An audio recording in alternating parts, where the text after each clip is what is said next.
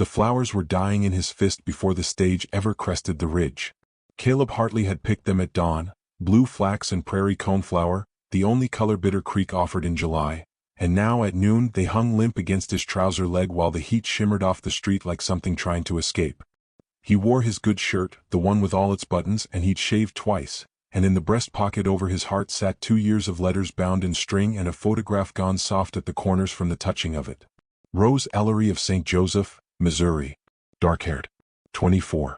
A smile in the picture like she knew a joke she was saving just for him. I dream of a cottonwood tree, she had written in the third letter, the one that finished him. A tree with shade enough for 2 chairs and a book and a whole afternoon that belongs to nobody but us. Do such trees grow in Montana, Mr. Hartley? Or will we have to plant one and be patient? He had planted one that same week. It stood behind the cabin now, chest high and stubborn, watered by hand through 2 dry summers because a man keeps his promises even to a woman he has never met.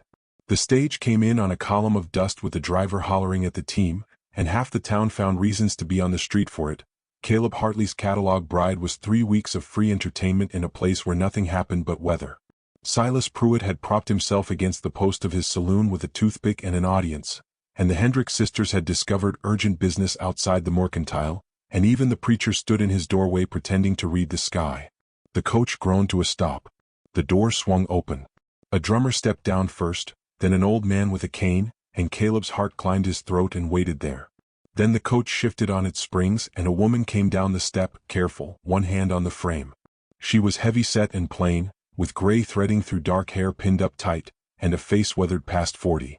She wore a brown traveling coat too heavy for July, and she gripped a carpet bag against her body with both arms, the way a person holds the last thing they own.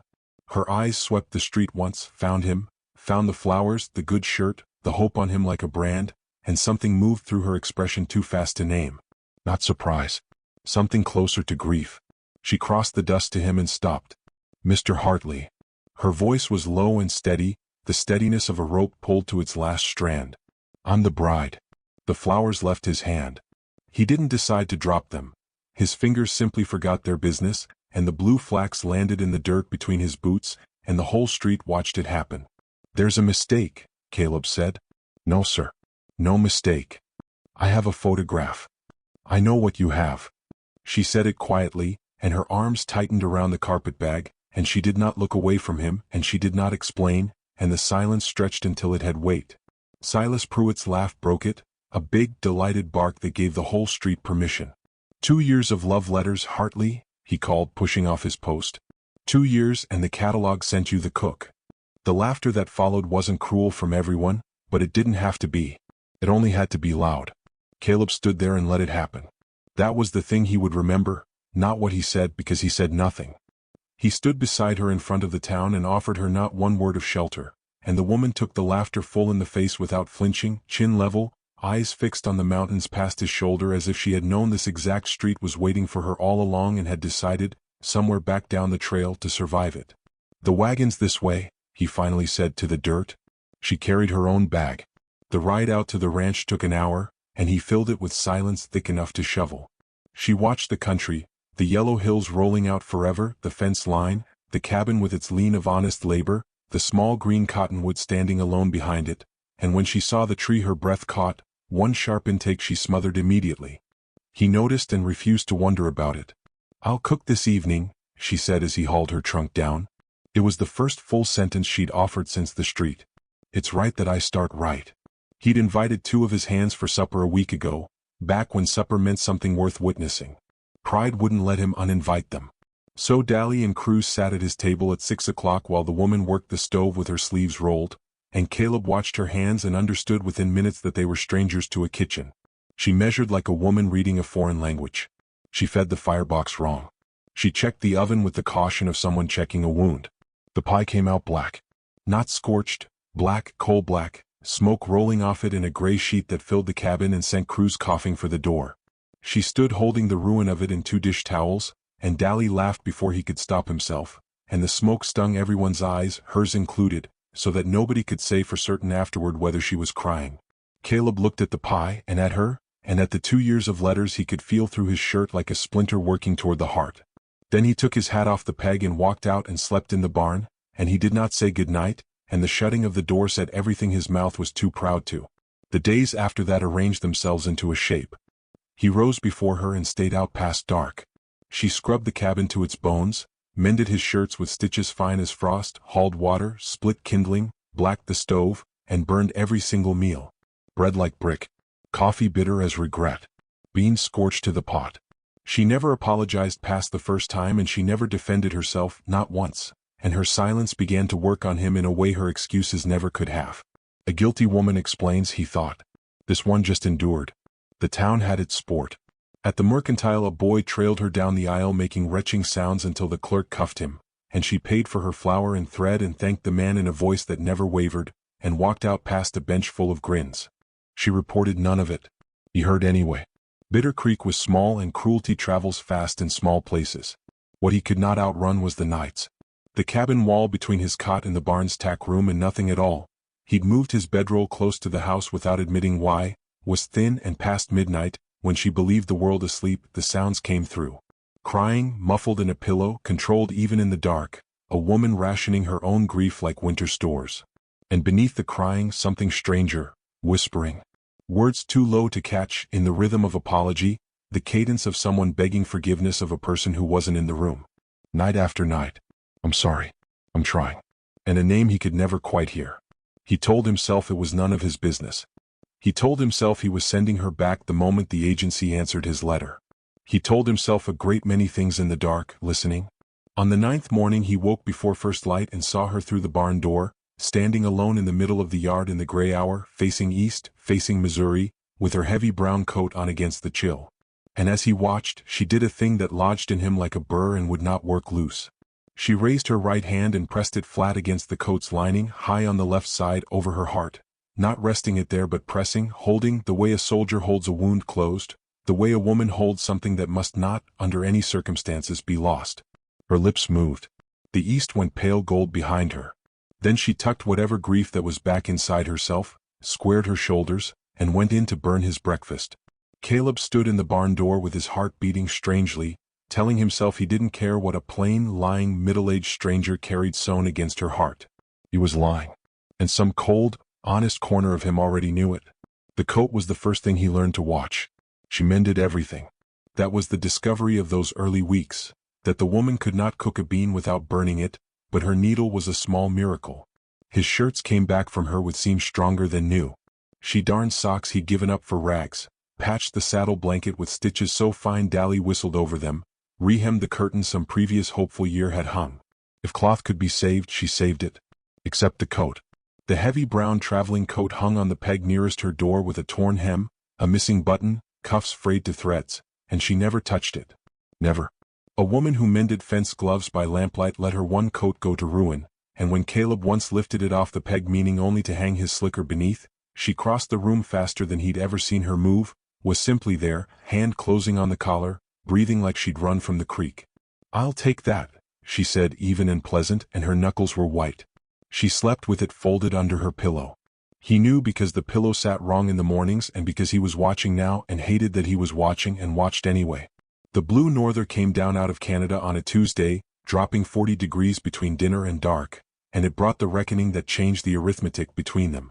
Caleb went out for a last check on the stock and found Juniper, his blood mare, the finest animal he owned and the only living thing he'd ever spoken sweetly to, down in her stall and rolling, gut-twisted, eyes white with colic.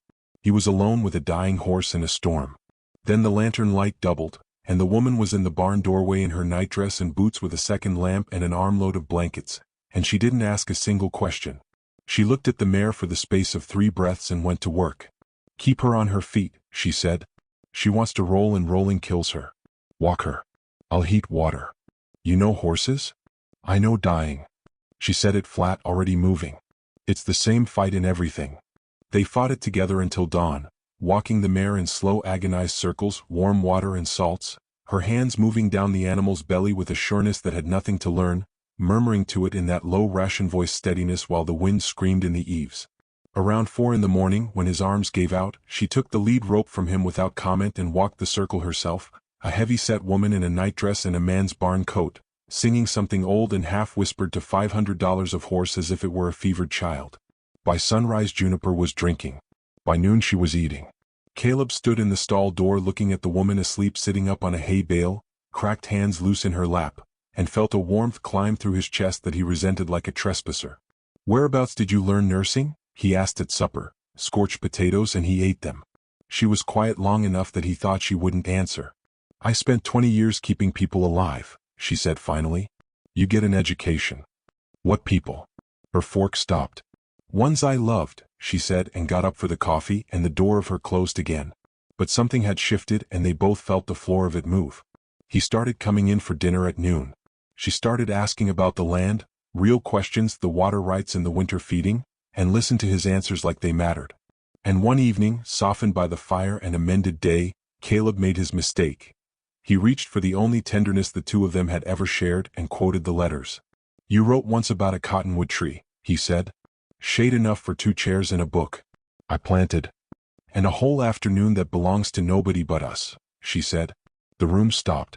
She had spoken the line into the fire, soft and instant and word perfect, the way a person recites scripture or a grave marker, and then her face came apart. Grief, panic, and something that looked terribly like love crossed it all at once. 3 riders on 1 horse, and she stood so fast her chair barked against the floor. "Forgive me," she said. "I'm tired." And she was gone behind her door, and Caleb sat staring at the fire with his skin prickling. She knew the letters better than he did. She spoke that line like it had been carved into her. And yet in 6 weeks she had never once claimed them, never once said, "I wrote you. I meant it, it was me," never defended herself with the one defense that would have ended everything. A woman who had written those letters would say so. A woman who couldn't recite them in her sleep. Neither shape fit. The not fitting kept him up nights. The town gave him no time to puzzle it. Saturday at the Mercantile, he came in from the feed store to find Silas Pruitt holding court in the dry goods aisle with the woman cornered against the thread cabinet, 3 loafers grinning behind him, his voice pitched for the street. "What I can't cipher, ma'am, is the mechanics of it," Silas was saying, warm as a snake in the sun. "Pretty girl in the photograph, 2 years of pretty letters, and then you step off the stage. So which is it? Did the pretty girl ever draw breath? Or did you sit in some Missouri boarding house writing love words yourself, fishing for a lonesome fool with 600 acres? The woman had gone white. Not embarrassed white. Struck white, the color of a person who has just heard a blind man describe her house. Her mouth opened and nothing came, and her hand rose halfway toward her heart, toward where the coat lining would be, and stopped. "Silas." Caleb's voice came out of him before any decision did. The aisle turned. He set down the sack of nails very carefully because his hands wanted other work. "Say one more word to her. And you'll spend tomorrow picking your teeth up off your own floorboards." The silence held a long, sweet moment.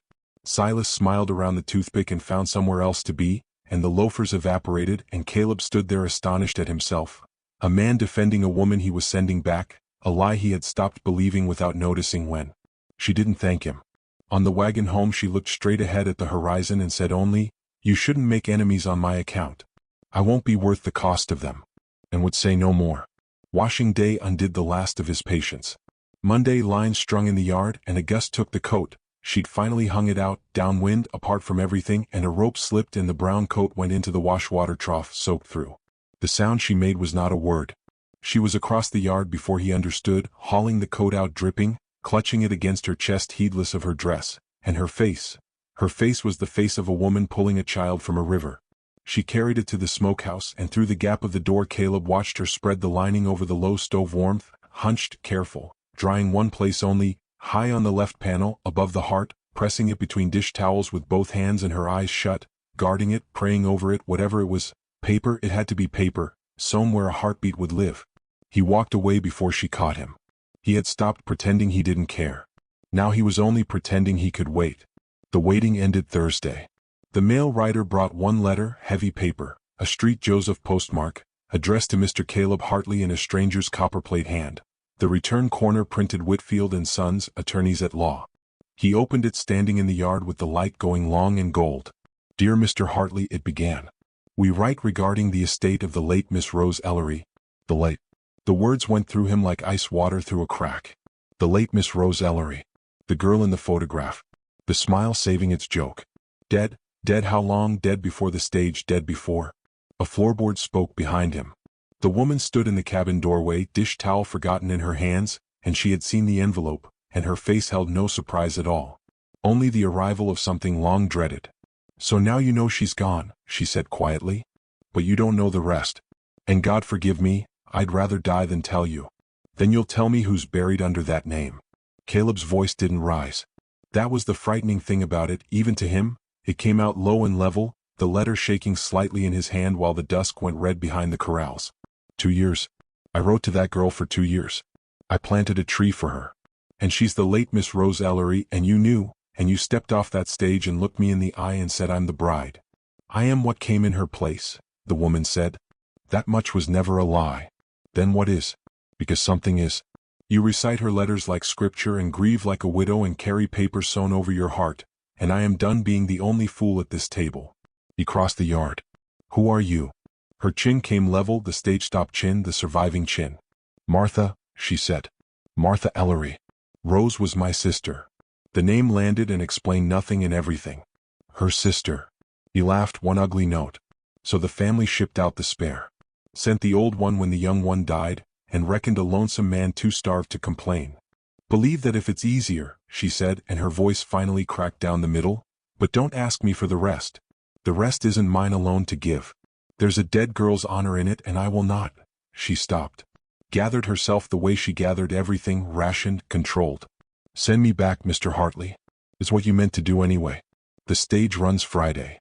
That it does, he said, and walked past her into the cabin, and the two of them commenced to live like ghosts in one house. 2 days of it. She packed. He watched her pack and hated the watching. She scrubbed the cabin a final time, top to bottom, as if determined to be erased cleanly, and set his mended shirts in a folded stack like a settlement of accounts, and never once, asked to stay. That was what worked on him in the dark. A guilty woman pleads. A scheming woman argues. This one packed her carpetbag with her chin level and left him nothing to fight, and it was destroying him by inches, and he'd have crawled before admitting it. Thursday night the sky went wrong. He felt it before he saw it, a stillness with teeth in it, the stock restless, the air tasting of iron.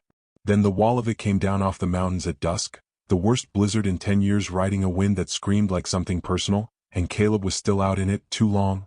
Securing shutters and stock with his hands going wooden, and by the time he fell through the cabin door he was soaked to the marrow and shaking too hard to work his own buttons. By midnight the fever had him. It came on like a prairie fire, racing. Martha put him in the bed and he argued, and then, suddenly, frighteningly, he didn't. He was down in it, burning, the room swimming, and somewhere far off a woman's voice said, "The doctor can't come through this, and wouldn't matter if he could, it's me or the grave now," and he couldn't tell if she'd said it aloud or if the fever had. What followed he would only ever own in pieces. He knew there was broth, spoonful by patient spoonful, at hours that had no names. He knew there were cloths wrung in snowmelt, changed before they warmed, a rhythm that never once broke. He knew the shakes came and something held him through them. Arms, blankets, a low half-whispered singing, the same tune she'd sung to the dying mare, and he understood dimly that he was the animal now being walked in circles away from the pit. He knew he called for Rose. He heard himself do it from a great distance, mortified and unable to stop. "Rose, Rosie, don't go," and every single time without hesitation the voice in the dark answered, "I'm here. I'm right here. I never left." It was not until much later that he would understand she had been telling the truth. On the 5th night, the worst one, the wind hammering the walls like fists, his fever climbing past anything survivable, Martha's hands cracked open from the cold water and her eyes gone hollow from 4 days without sleep, the woman broke. He was half in this world. He would never be sure how much he dreamed. But he saw her stand, sway, and take the brown coat down from the peg. Saw her sit at the bedside with it across her knees. Saw her take her sewing scissors and open the lining above the heart, the stitches parting with small sounds like something giving up, and draw out a letter, folded small, worn soft as the photograph had been. "You're dying," she said to him, conversational wrecked. "So I'll say it while you can't hear me because I'm a coward and God knows it, and now you'll know it too." She pressed the letter flat against her lips a moment. Then into the roar of the storm Martha Ellery confessed. There was no Rose. There was Rose, my Rosie, my sister, the prettiest girl St. Joseph ever wasted, but Caleb, she never wrote you. Not one word. Rose couldn't write a grocery list without misery. When your advertisement came, she wanted the adventure of it, and she said, "Martha, you do the words, you've always had the words, and I did the words." Her voice dropped. "I did 2 years of the words. 47 letters. Every one of them out of my own chest, under her name, behind her face, because who on God's earth writes back to the plain one? It started as her game. It stopped being a game around the third letter. For me it stopped. She wiped her face with the back of a cracked hand. You fell in love with letters, Mr. Hartley. Well, the letters were the only part of that bargain that was ever me. And then Rose read your replies aloud at supper, laughing, and I sat there stitching and dying because you were answering me. You just didn't know my face. The wind screamed. His breath rattled. She held on. The typhoid took her in 19 days. 3 weeks before the stage. Her voice went down to almost nothing. And at the end, Rosie, at the end, she took my hand and she made me swear it. She said, go in my place. The letters were yours anyway, Martha. He's already in love with you. He just doesn't know your face yet. Make him learn it. Martha laughed, a terrible small sound. As if faces like mine got learned. But you don't refuse a deathbed. So I came. And I couldn't cook because Rosie was the cook. I was 20 years nursing Mama and then nursing her. That's my whole education, keeping loved ones alive. And I couldn't tell you the truth because the truth shames her memory, letting a game run 2 years on a good man's heart. And I couldn't leave because, she stopped. Finished it anyway. Because I've loved you since letter 3. There. Said to a burning man in a storm. That's the size of my courage. She unfolded the letter then, the paper from the lining, the sewn in weight over her heart all these weeks, and read it aloud over his body, her voice failing and restarting. Dear Mr. Hartley, if you are reading this, I've gone on ahead, and the woman before you is my sister Martha. Every word you ever loved came from her hand. I only lend it my picture. She has the plainest face and the finest heart God ever made, and she spent her whole life keeping other people alive and never asked for one thing back. Don't send her home. Nobody has ever chosen my sister. Not once her whole life. Be the first. Rose. Martha folded it and wept. Truly wept for the first time in the whole of it, ugly and silent and rocking, and then wrung a fresh cloth and went back to work because that was who she was. 4 more days she held the line. On the 9th dawn, the wind died to nothing, and the light came up white and clean through the frost-furred window, and Caleb Hartley opened his eyes, clear, weak, alive, with her hand still in his, and the woman collapsed asleep in the chair, gone wherever the utterly spent go. And lying open on the quilt where it had slipped from her fingers, face up in the morning light, in a dead girl's dictated hand, the letter. He read every word of it before she stirred. She would wake not knowing that he knew. He lay still in the white morning light and read a dead girl's letter twice, and then a third time, while the woman who had written every word he'd ever loved slept broken in the chair beside him with her hand still in his. Nobody has ever chosen my sister.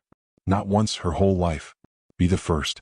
Caleb Hartley was a man who had made exactly 2 great mistakes in 36 years, and he had made them both in front of the entire town of Bitter Creek. He had let a laughing street shame a good woman, and he had said nothing. He looked at her now, the cracked hands, the 9 days carved into her sleeping face, the gray hair come loose around it, and he understood, with the cold clarity that comes on the far side of fever, that whatever he did next would have to be as public as what he had failed to do. So he did the hardest thing first. He folded the letter along its worn creases, reached over, and slid it gently back into the torn lining of the coat draped across her knees.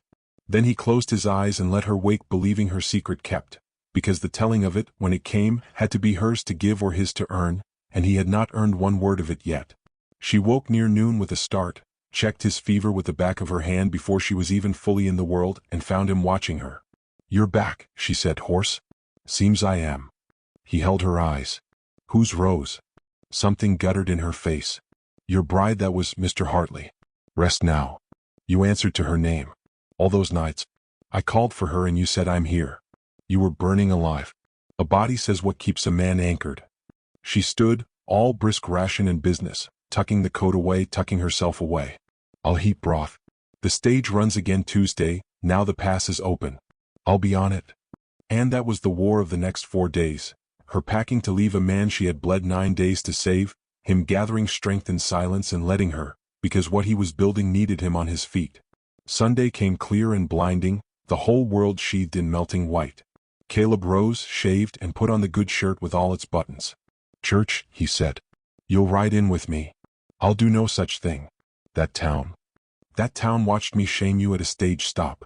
He took his hat off the peg. So that town is owed the rest of it. You saved my life, Martha Ellery. Grant me 1 hour of yours. It was the first time he had ever spoken her true name aloud.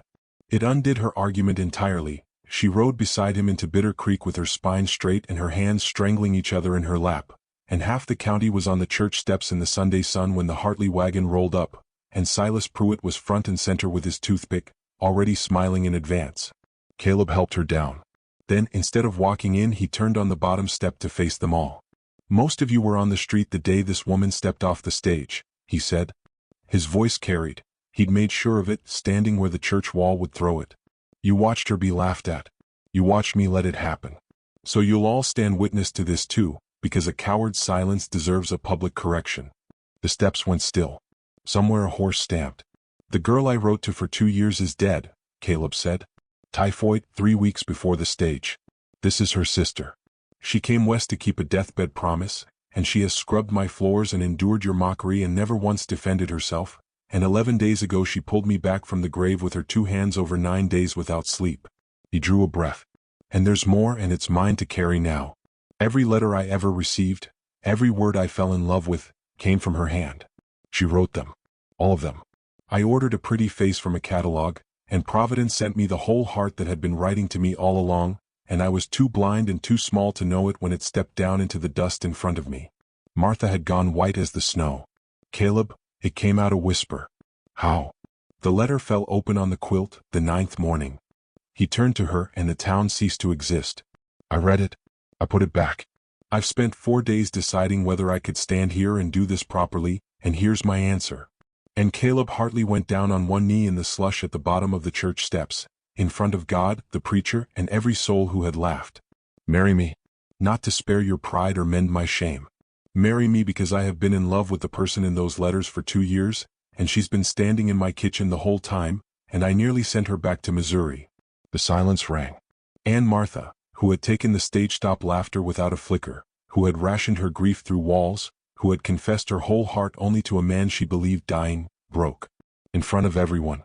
The tears came ugly and unhidden, and she let them, finally, and even so her voice, when it came, was steady as rope. "One question first." She looked down at him. "Are you asking Rose's letters, Caleb Hartley? Or are you asking me?" He took her hands, cracked, scarred with cold water work, flowers still in the creases, and turned them over and kissed the palms, one and then the other.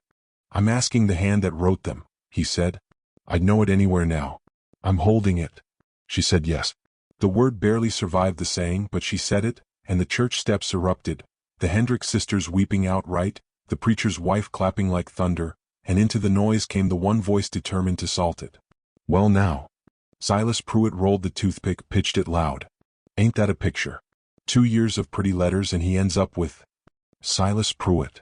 It was the preacher's wife, and she turned on him with 40 years of church supper authority in her voice. "That lady's letters caught the best man in this valley. Your mouth has never caught anything but flies. Shut it in the house of the Lord." And the laughter that followed, the same street laughter, the same town, turned at last and wholly on him, and Silas Pruitt went inside without his smile and was never again the loudest man in Bitter Creek. They married in April under the cottonwood. It stood chest-high and stubborn behind the cabin, the tree he had planted for a line in a letter, and Martha had asked for no church, only that. She wore no borrowed silk. She wore the brown traveling coat, mended at last, hem stitched, button replaced, and the lining sewn shut over the heart, empty now, because the letter it had guarded lay open in the preacher's hands, and at her own asking he read it into the vows, a dead sister standing up for the bride in the only way left to her. Every word you ever loved came from her hand. Be the first. There was not a dry eye within 100 yards, the groom's least of all. And on the first Sunday of their married life, Martha Hartley baked a pie.